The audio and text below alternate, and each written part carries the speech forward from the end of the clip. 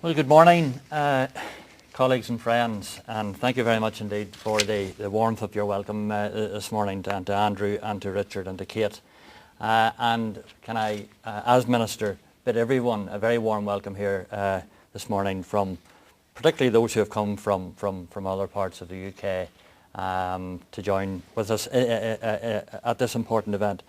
I am the new boy on the block. So we're going to have to overlook that. But let me also say that I wasn't sure what public reaction there would be to my appointment. I spoke to my wife well, I continually speak to my wife, but anyway, in conversation with my wife on Tuesday night, we kind of thought, well, there'd probably be a run on sterling, and there might well be an attempt for people to head for the ports and the airports, but that doesn't seem to have happened. In fact, many of you have come to join us here this morning, so we welcome that. Lovely to be here, as I say, and looking forward to the opportunity to serve in this important department of employment and learning.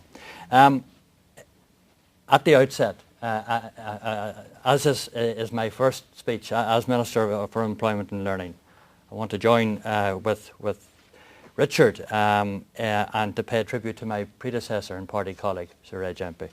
And Sir Reg, both as Dáil Minister and previously Deputy Minister, put Northern Ireland first. And he was unwavering in his commitment to growing our economy and delivering the jobs and prosperity that can create a society at ease with itself here. He knew the importance to our economy and society of an executive working together for the common good of everybody in Northern Ireland. And I look forward to carrying forward this work amidst very challenging circumstances. Recent events have reminded us that an over-reliance on the public sector is not the way forward for Northern Ireland. And the role of government is not to dominate our regional economy. It is rather to provide the framework that will allow the private sector to flourish.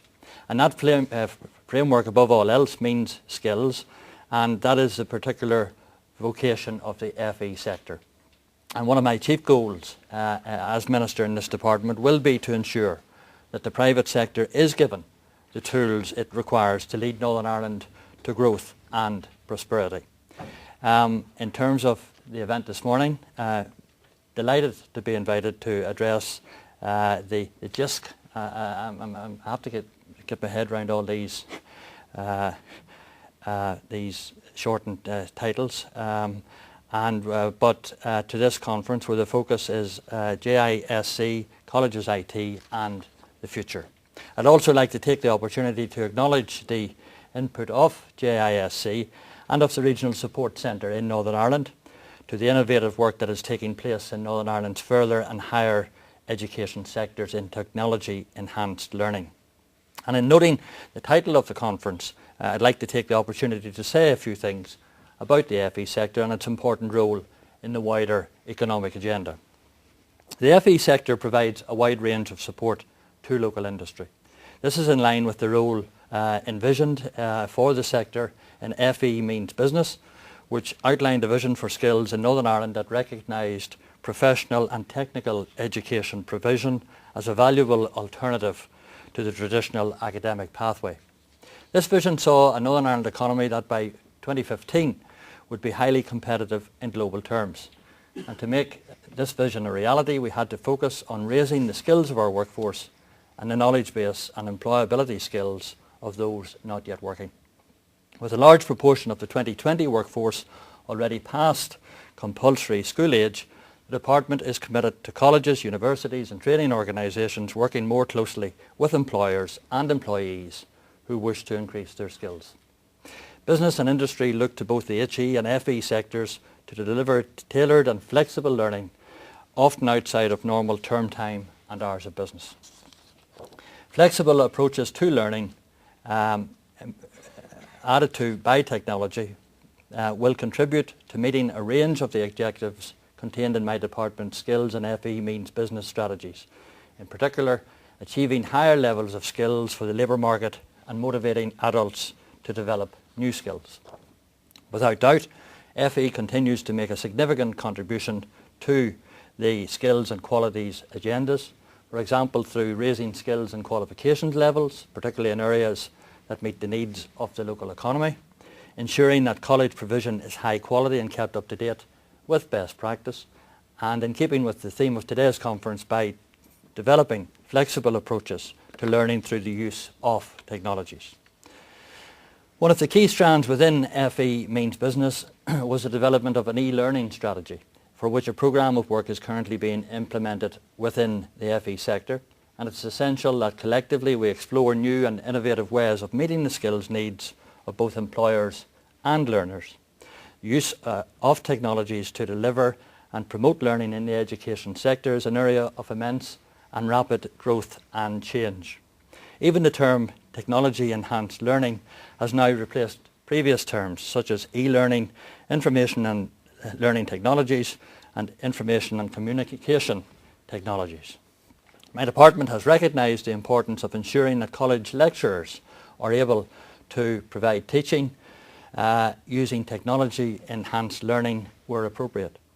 And the department has also recently reviewed the qualification for FE lecturers. The new qualification has been designed to include a significant focus on technology-enhanced learning, which ensures that our lecturers have the skills set necessary to evolve and teach in this ever-changing world.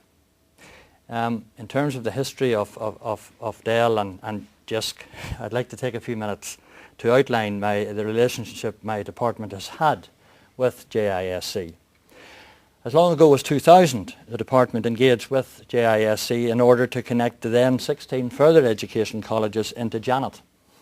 It reminds me of Janet and John, but anyway, JANET, the UK's Education and Research Network. In those early days, colleges were pleased to have their existing internet bandwidths upgraded to 2 megabytes each. Yes, in those days, 2 megabytes was considered ample bandwidth for an entire FE college. We really have come a long way since then. And then, in October 2004, the Northern Ireland Regional Area Network, or NIRAN, came into being, delivering unprecedented bandwidths of 34 megabytes to each FE and HE institution. And for the very first time, Northern Ireland had a coherent computer network for the entire education community, all connected to each other and to the wider world of the internet. And finally, in 2009-10, the entire NIRAN network was replaced by a new infrastructure through which all FE campuses and university colleges were given individual 1 gigabyte circuits. So in less than 10 years, our individual college network bandwidths have risen from 2 megabytes to a standard 1,000 megabytes for each campus. So that is progress. Use of this ultra-modern technology has transformed the way our educational establishments can operate and deliver learning. For example, the learning model is no longer tied to the classroom. Further and higher education colleges are now able to provide course modules by high-quality video conferencing and video streaming to geographically remote FE campuses, thereby eliminating the need for long and tiresome travel. University of Ulster, via their e-learning programme, now offers students from across the globe the opportunity to complete postgraduate degrees through purely online study methods. And this truly world-class network represents an investment for now and for the future. It provides the higher education sector with the framework and infrastructure to unlock the full potential of information and communication technology, ICT, for the benefit of learning and teaching processes within Northern Ireland, but also internationally. How learners learn will be a key theme in my department's higher education strategy, which will be issued for public consultation very soon. Both Queen's University and the University of Ulster are embracing online learning, and the Open University already offers all of its courses online. As technology advances in the years ahead, probably in ways that even we can't imagine, technology, it must be exploited to the full to enrich the learning experience to the benefit of individual students and the economy. It also has the potential to help our local universities to attract and to provide high quality learning to students from around the world. So looking at our achievements throughout the last 10 years can only encourage and excite us. as to what the potential is for us in the next decade. However, it is no secret to anyone in the audience today that Northern Ireland and the entire UK faces difficult economic times. The Chancellor's comprehensive spending review plans, necessary if the UK's deficit is to be addressed, will require the Northern Ireland Executive to take difficult decisions in a constrained funding environment.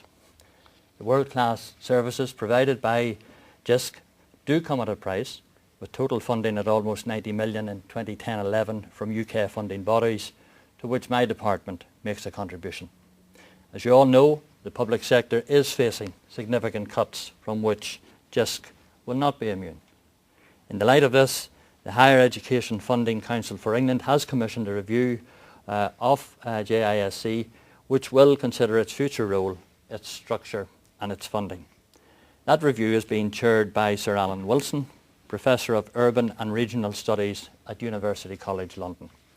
I know Sir Alan has written recently to the heads of all higher and further education institutions in the UK, and I urge you all to respond to him by the 10th of November so that your views can help shape the future of JISC and make sure that it is providing to its customers the services.